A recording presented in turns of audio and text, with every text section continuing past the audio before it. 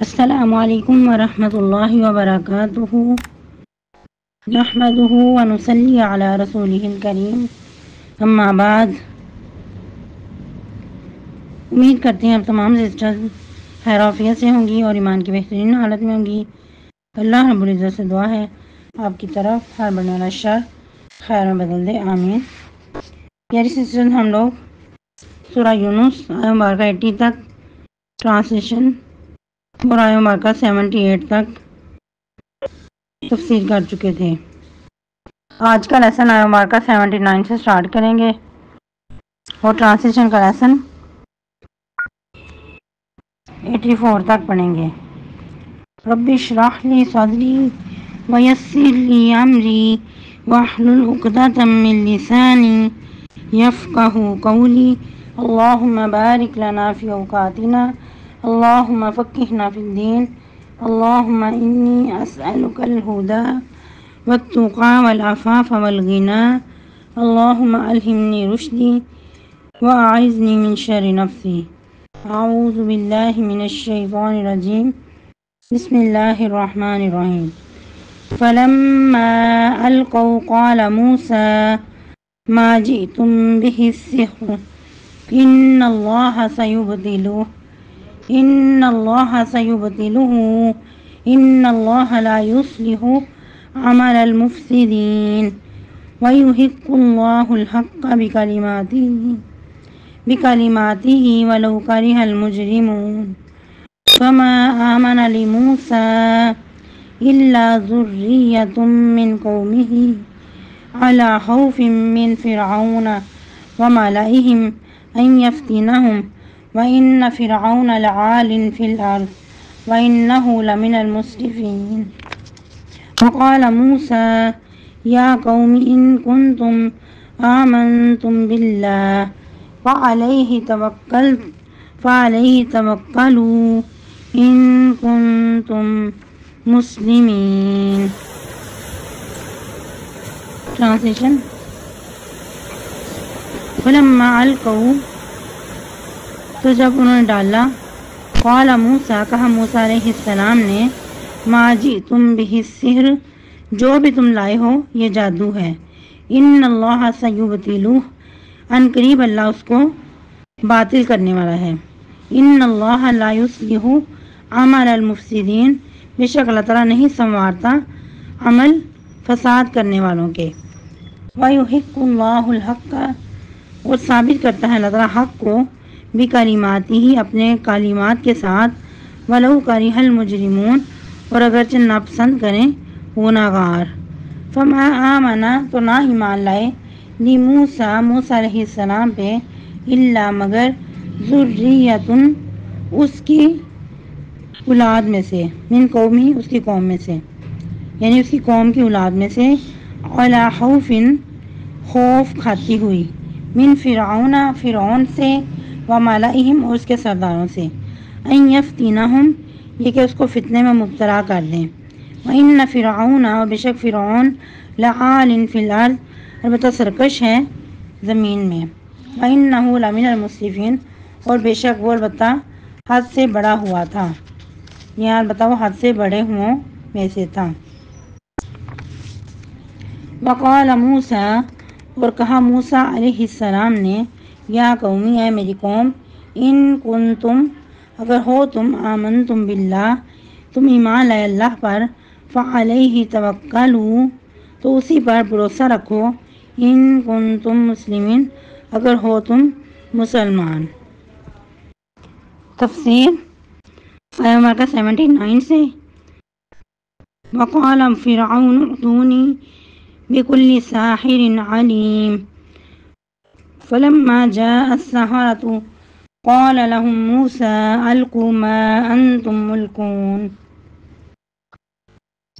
اور کہا فرعون نے، لے آؤ میرے پاس ہر طرح کے فن جادوگر، یعنی کہ جتنے بھی ماہر جادوگر ہیں، مختلف شہروں میں روانہ کر کے ان کو ڈھونڈ ڈھونڈ کر لایا جائے۔ ویسے بھی ادھر مختصر بات کی گئی ہے، باقی قرآن کے اور مقامات سے کچھ ڈیٹیل ملتی ہیں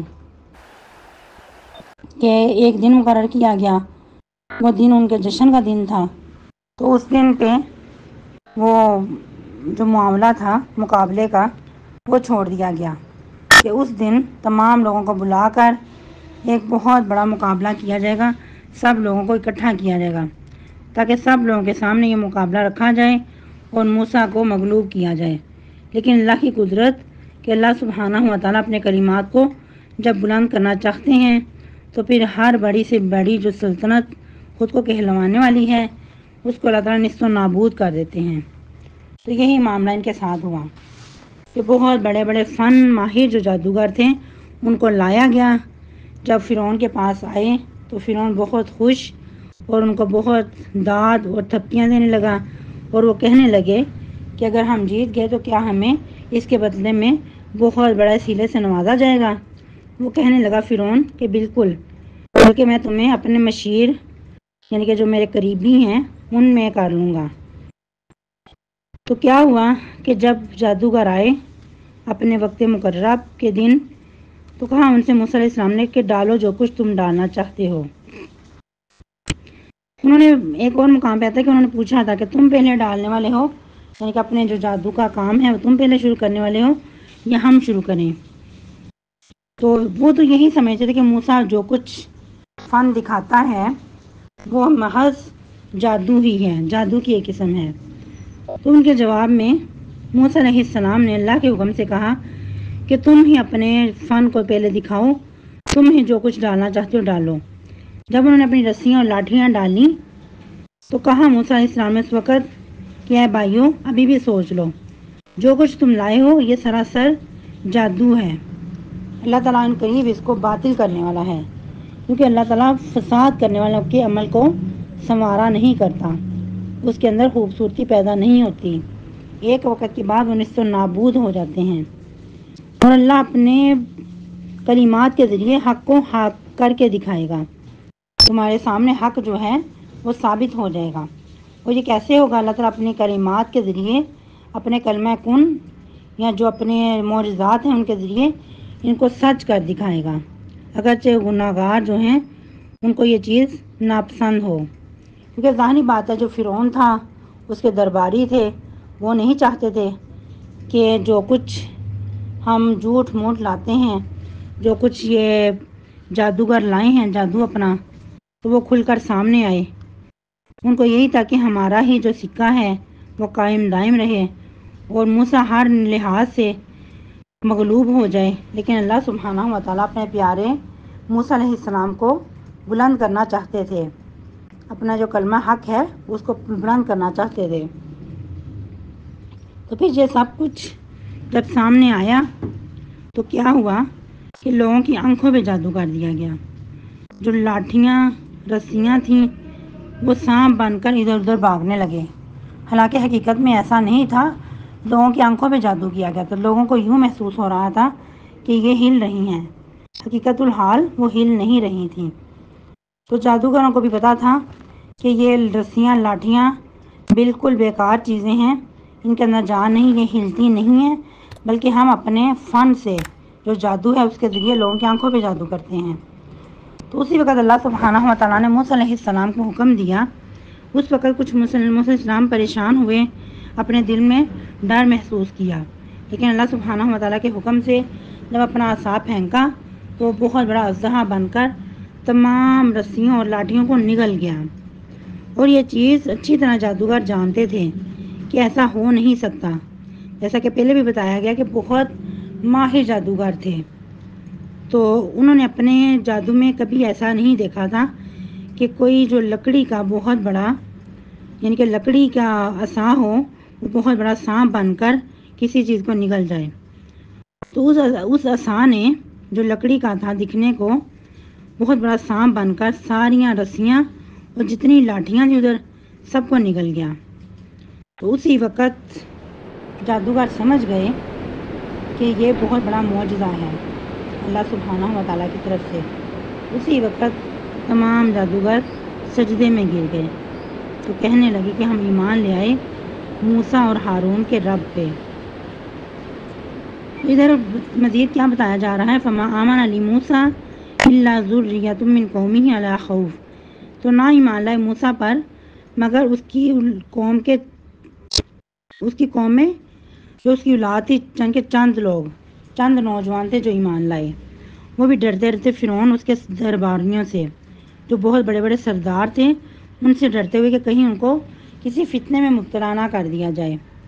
کیا پتہ چلتا ہے کہ جادوگر ایمان لائے تھے اور کچھ چند نوجوان ایمان لائے تھے فرعون کی قوم میں سے، کیونکہ فرعون بہت بڑا سرکش تھا، زمین میں اس نے بہت سرکشی مچا رکھی تھی اور بے شک وہ حد سے بڑے ہوئے میں سے تھا۔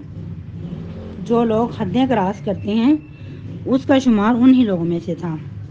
اس سے بڑھ کر حد کیا کراس ہو سکتی ہے کہ خود کو وہ انا ربکم الاعلی کہتا تھا کہ میں ہی تمام جہانوں کا سب سے بڑا جو رب ہوں، تو تمہارے آگے کوئی اور میں سے آگے کوئی چیز نہیں ہو سکتی، میں ہی تمہارا تمام جہانوں میں رب ہوں، تمہارا پالنے والا تمہارا بڑا میں ہی ہوں۔ تو اس وقت موسیٰ علیہ السلام نے جو لوگ ایمان لائے تھے ان سے مخاطب کر کے کہا، اے میری قوم، اگر تم ایمان لائے ہو اللہ پر تو اسی پہ بھروسہ رکھنا۔ موسیٰ علیہ السلام کا کتنا خوبصورت انداز لگ رہا ہے کہ ان کی اب تربیت کر رہے ہیں کہ ایمان لانے کے بعد اللہ ہی پہ بھروسہ رکھو، استقامت اختیار کرو اگر واقعی تم دل سے مسلمان ہوئے ہو۔ تو ایک لیڈر کا یہی اصول ہونا چاہیے، قاعدہ کلیہ ہونا چاہیے کہ اپنے لوگوں کی تربیت کرے، ان کی حوصلہ افزائی کرے، ان کو اللہ کے ساتھ جوڑے، نہ کہ ان کو اپنی ذات کے ساتھ جوڑے۔ تو اسی طرح موسیٰ علیہ السلام کیا کر رہے ہیں، ان کو کہہ رہے ہیں کہ تم اگر اللہ پہ ایمان لائے ہو تو اسی پہ بھی بھروسہ رکھو، کیونکہ جب انسان ہدایت کی طرف آتا ہے، اسلام قبول کرتا ہے تو آزمائشوں کا آنا اٹل ہے۔ اللہ سبحانہ و تعالیٰ انسان کو آزمائشوں میں مبتلا کرتے ہیں، کھرے اور کھوٹے کو الگ کرنا چاہتے ہیں۔ تو اسی چیز کو اللہ سبحانہ و تعالیٰ ادھر فرما رہے ہیں کہ موسیٰ علیہ السلام نے اپنی قوم کی کیسے تربیت کی۔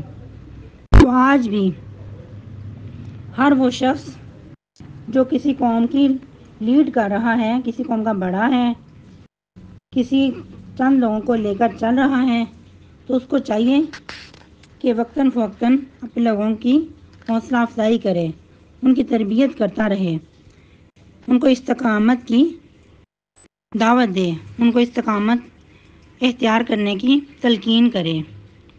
آج کے لیے اتنے کافی ہیں۔ یہ وہی واقعات ہیں جو آپ بارہا سنتے پڑھتے رہتے ہیں، لیکن اس میں سے کہیں نہ کہیں جو ہمارے لیے سبق چھپا ہوتا ہے وہ اپنے لیے ضرور نکال لیں اور اس کو وقتاً فوقتاً اپنے عمل میں ڈالیں۔ اللہ سبحانہ و تعالی ہم سب کا حامی و ناصر ہو۔ سبحانک اللہم ربنا و بحمدک، نشہد ان لا الہ الا انت، نستغفرک و نتوب الیک۔ السلام علیکم ورحمۃ اللہ وبرکاتہ، وصلی اللہ علی النبی۔